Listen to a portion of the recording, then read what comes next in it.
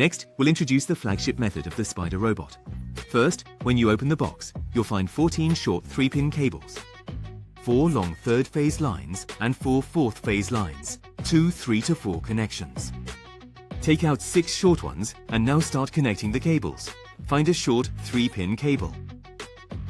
The last claw muscle of the leg starts to breathe from the back. At the front end, supported by ultrasonic waves, start connecting from the last leg. Connect the other end of the 3P line to the connector under the second arm base. Connect another short 3-pin cable from the second connector at the front of the base to the third connector at the back inside the base. Find a 3-pin wire. From the third base unit, connect to the front connector. Additionally, connect the other end to the lever inside the middle leg. Find a long 3-pin cable. Connect it to the second socket on the leg to the inner connector near the base. On the other side, it crosses the boundary. Fit it into the socket under the last nozzle. Find a short 3rd phase line and connect it to the terminal on the base. On the other side, it crosses the boundary. Connect it to the port underneath the second console. Find a short 3P cable and plug it into the second arcade cabinet's upper middle port. Connect the other end to the first leg, around the back, attaching it to the rear abdominal muscle connection. Find a long 3-pin cable and connect it to the first socket on the inside leg. The plug goes to the outer connector of the machine. Pass the other end through the partition.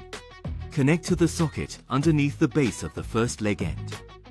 Found a short 3-batch wire.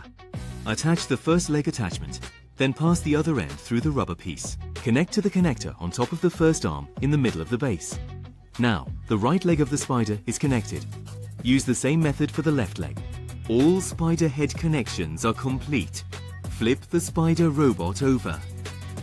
Get a short 3P cable. Squeeze under the left leg. Find a short 3-prong wire.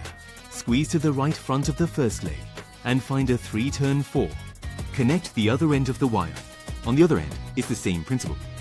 Find a 4-pin cable and connect it to the remaining port of the 3 to 4 adapter. Connect the other end to the copper terminal. Grab the 4-legged crab. Flip the support column over.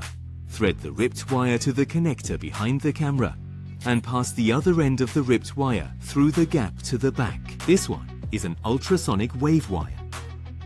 Pass through the gap in the same way. Take out an easy right turn connector. Connect the ultrasonics wire to any port. Find the stripped wire on the right leg. Connect it to any port. Find the 4P wire. Connect it to any one of the 1 to 6 ports and secure it to the main control. Connect the other end of this 4P cable to the F port of the main controller. Connect the 4 batch lines of the left leg into one socket. This is the camera wire, connected to the main control's A port.